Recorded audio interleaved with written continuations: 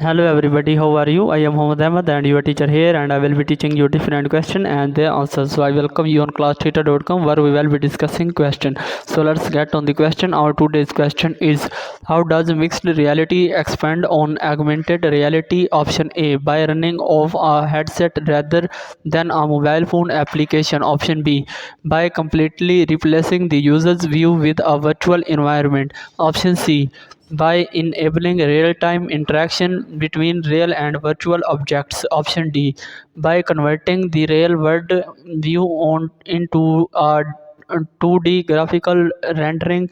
Option E, I don't know this yet.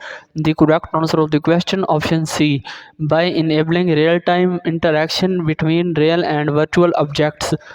Mixed reality (MR) expands on augmented reality (AR) by enabling real-time interaction between real and virtual objects. In mixed reality, virtual objects are not just overlaid on the real world but can interact with and respond to real-world elements, creating a more immersive and dynamic experience.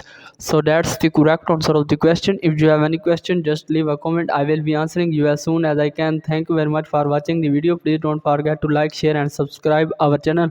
Until next question, bye bye.